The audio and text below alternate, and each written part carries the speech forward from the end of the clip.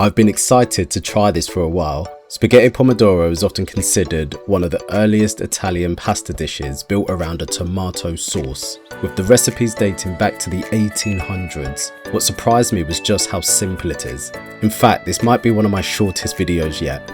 We're using just a handful of fresh ingredients to make what many consider the mother of all tomato-based pasta dishes. I've never made it before, but I'm curious to find out whether something this simple can really live up to its reputation. Let's get started.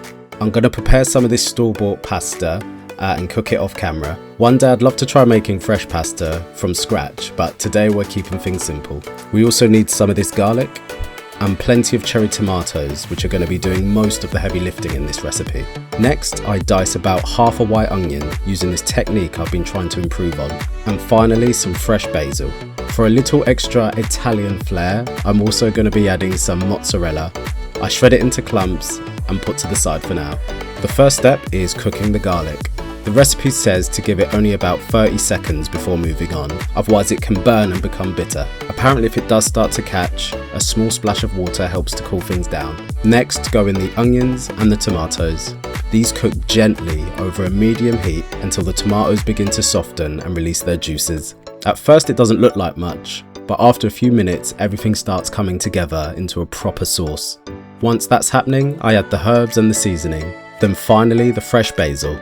And honestly, this is the point where I start getting excited. It's kind of amazing to me that a sauce with so few ingredients can smell this good. I let that cook down until I'm happy with the consistency, then add in the spaghetti straight into the pan. From what I've read, mixing the pasta into the sauce while everything is still hot helps the pasta absorb more flavours. To finish up, I add the mozzarella and a few extra basil leaves, and that's it. Simple, fresh and surprisingly colourful. On the side, I've got some garlic bread plus a few sun-dried tomatoes and some chili olives just for a little extra kick. And honestly, I completely understand how this dish has stood the test of time. The tomatoes are fresh and vibrant, the basil adds a lovely aroma, and the whole thing just feels so much more than the sum of its parts. As someone who's still learning my way around the kitchen, it's recipes like this that really remind you that you don't need the most complicated techniques or dozens of ingredients to make something genuinely delicious. If you get a chance, I definitely recommend you giving this a try.